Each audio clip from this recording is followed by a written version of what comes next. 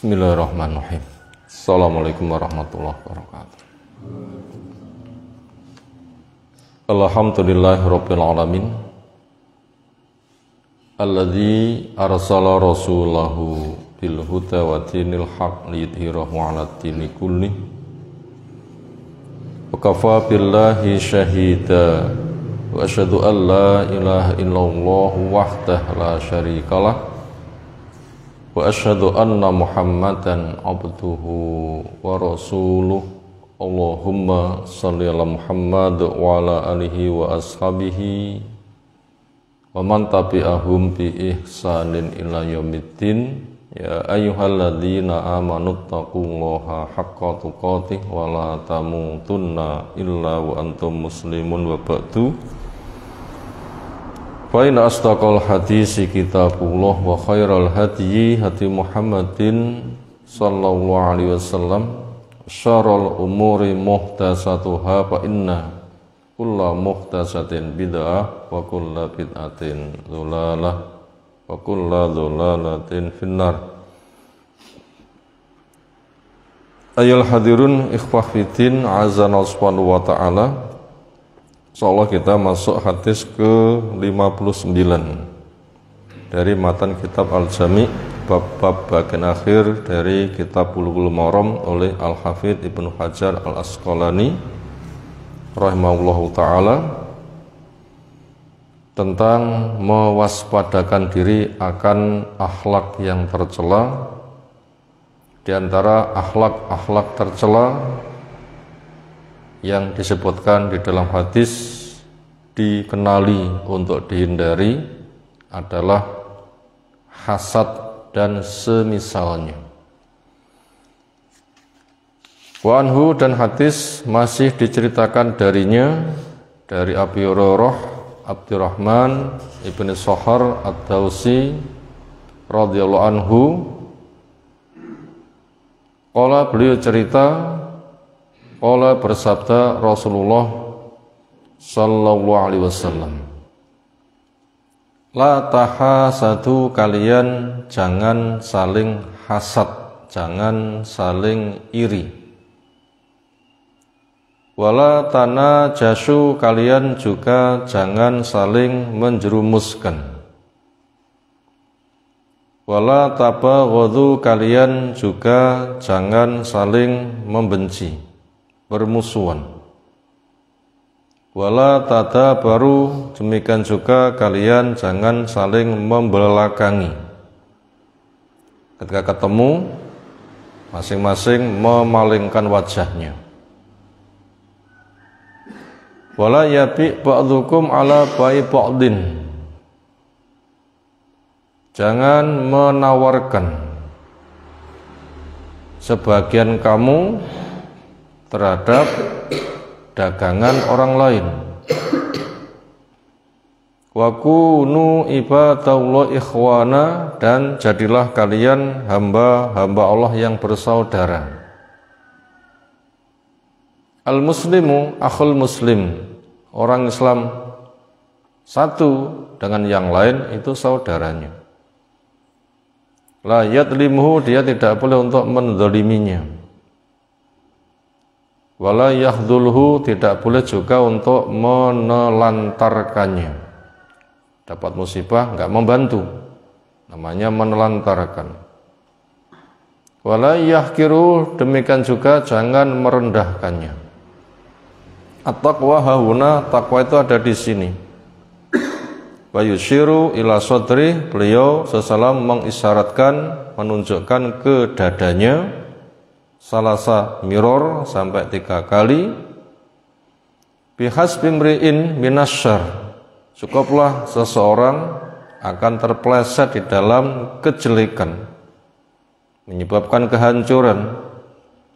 Ayah kira akhahu al-muslimah, bahwa dia merendahkan pada saudaranya sesama orang Islam. Kulul muslim alal muslim haram, orang Islam satu dengan yang lain itu memiliki kehormatan yang dijaga, tidak boleh untuk diganggu. Mengganggunya hukumnya haram, dosa. Apa yang terjaga? Damuhu, darahnya, jangan ditumpahkan. Kecuali dengan alasan yang hak. Mungkin membunuh, oleh pengadilan dikisos. Atau murtad, ditangkap oleh pengadilan, dinasihati nggak mau, ditunggu 3 hari nggak tobat, nanti bisa dibunuh oleh pengadilan. Atau mungkin dia berzina, ditangkap, diajukan ke pengadilan, dia sudah terpenuhi syarat-syarat untuk dirajam, pengadilan memutuskan rajam. Atau dia sebagai murahib, orang yang menimbulkan irhab, kegaduan di tengah-tengah kaum muslimin, ditangkap oleh pengadilan, ditimbang-timbang, kalau tidak dibunuh tidak selesai, itu pertimbangannya, nah, silahkan untuk dibunuh. Selebih daripada itu maka darahnya terjaga. Wa maluhu, demikian juga hartanya. Wa irduhu, demikian juga kehormatannya. Akhrajahu, mengeluarkan hadis ini Muslimun, Imam Muslim, semoga Allah merahmatinya. Pelajaran yang bisa kita ambil dari hadis di atas, pertama, orang Islam satu dengan yang lain, orang beriman satu dengan yang lain, itu bersaudara, bagaikan satu rangkaian bangunan yang saling mengokohkan, bagaikan satu tubuh yang saling berkaitan, saling menopang, saling kerjasama untuk pengokohannya. Sehingga orang Islam satu dengan yang lain ketika mencintai seperti mencintai diri sendiri, karena itu adalah satu tubuh. Itu tadi pelajaran yang pertama, bahwasanya orang Islam satu dengan yang lain bersaudara, maka supaya saling mengokohkan, tidak saling merobohkan.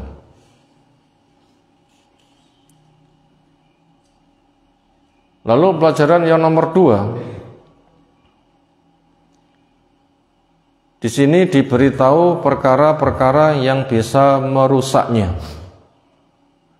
dikenali untuk dihindari. Apa saja perkara-perkara yang merusaknya? Merusak persaudaraan, hubungan baik yang saling mengokohkan.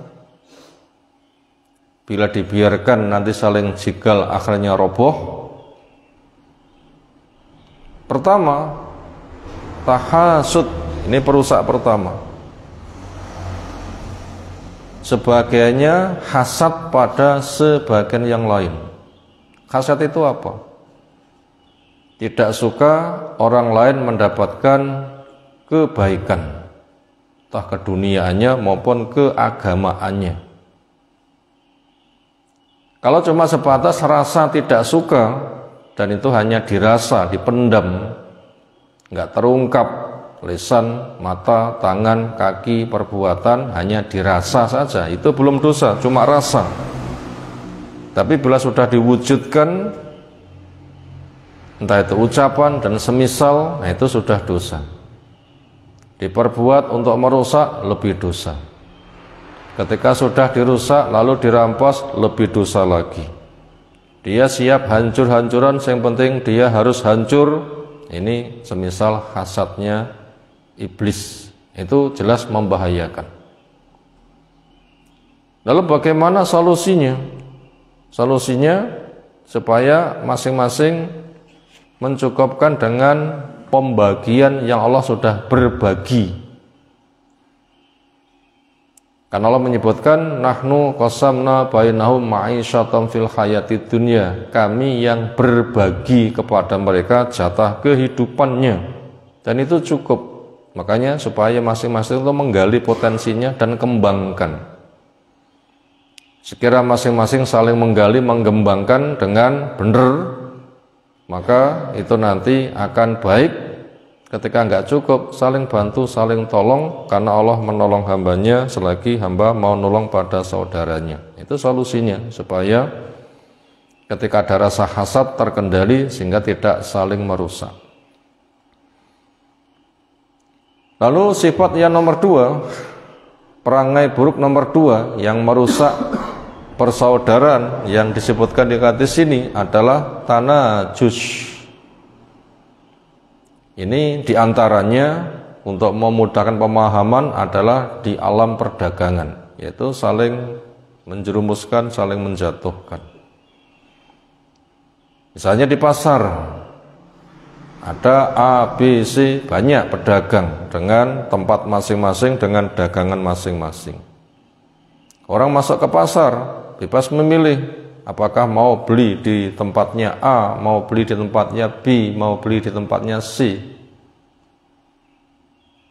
Semuanya bebas untuk memilih. Nah, ketika ada sebuah stand dagang itu tampak ramai di kiosnya A umpamanya, tetangganya si B itu kayaknya tidak laku. Nah, tahu tetangganya bertransaksi, nah dia masuk. Beli apa? Beli ini itu dan sebagainya.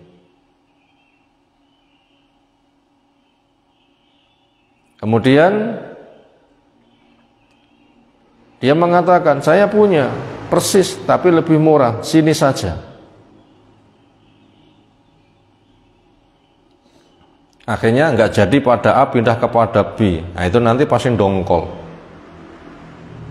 Kita ulang, itu tadi bukan tanajus, tetapi itu adalah menawarkan sebagiannya pada transaksi orang lain. Itu hukumnya adalah haram. Ya, seperti itu, seolah merampas transaksi orang lain. Gara-gara mereka laku, dia tidak. Kemudian dia nekat seperti itu. Itu tadi tentang poin jangan menawarkan sebagian kamu pada transaksi pada orang lain. Sekarang kita perinci tanajus. Itu juga contohnya di dalam alam perdagangan juga. Untuk melariskan dagang, orang membuat kru. Ketika ada orang itu beli, supaya mau beli dengan harga mahal, nah kru yang disiapkan itu seolah-olah juga sebagai pembeli, sehingga menyemangati kepada pembeli asli. Ketika masuk, tanya-tanya, beli apa? Beli ini itu. Wow, itu bagus, itu murah, itu saya juga butuh barang itu. Sana sini nggak jumpa, kamu kok jumpa, silahkan dibeli. Bab kalau tidak nanti akan saya beli. Harga segitu tuh mahal. Kita ulang, harga seperti itu tuh murah, silahkan kamu beli. Akhirnya semangat membeli, seolah itu menjadi orang yang rebutan sebagai pemenang. Nah, padahal orang yang datang saat itu hanya dorong saja, hanya dorong saja. Seolah itu mau menawar dengan tinggi, betul-betul mau membeli. Sebenarnya itu hanya menggiring dia supaya mau membeli dengan harga mahal. Yang kayak begitu juga hukumnya tidak diperbolehkan. Kemudian makhluk pada akhlak tercela yang keempat, tadi tahasud sudah, menjual sebagiannya pada sebagian dagang yang lain sudah, tanajus sudah. Sekarang yang keempat adalah tabaghud, saling membenci, saling bermusuhan. Entah penyebabnya karena hasad, penyebabnya karena memang bawaan rasa tidak suka yang tidak bisa mengendalikan, atau berbagai macam alasan yang lain. Yang jelas ujung-ujungnya saling bermusuhan. Itu perkara yang diharamkan juga. Yang kelima, tadabur, saling membelakangi. Ketika ketemu berpapasan, memandang nggak mau, menyapa nggak mau, salam tidak mau. Sedekah yang paling murah, senyum pun juga tidak mau. Seolah itu nggak kenal sama sekali, dianggap pemandangan yang sangat menjijikkan. Padahal itu ada saudara sendiri. sesama muslim. Bebaan rasa orang itu memang ada yang seperti itu. Dia tidak bisa mengendalikan. Ia pupuk hanya sebatas mengikuti rasa. Ini jelas perkara yang diharamkan juga. Tetapi ada 5 penyakit yang membahayakan. Saling hasad, mempengaruhi dagang orang lain supaya gagal transaksinya pindah pada dirinya, saling menjerumuskan, saling bermusuhan, saling membenci. Lalu apa solusi yang ditawarkan supaya orang setelah mengenali akhlak yang tercela, ada rasa tidak suka, kemudian menghindari sehingga akhlak-akhlak yang jelek tadi hilang?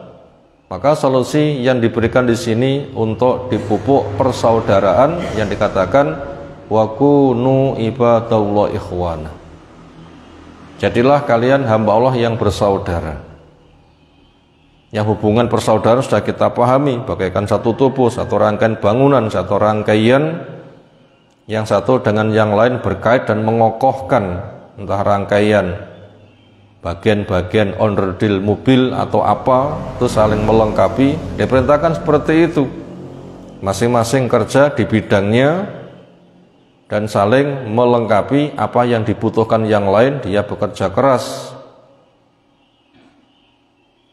sehingga rasanya satu tubuh. Bila suka dibantu, bantulah. Bila nggak suka diganggu, jangan mengganggu. Nah, seperti itu. Itu solusi yang ditawarkan, dan itu merupakan sifatnya orang beriman, sifatnya orang Islam.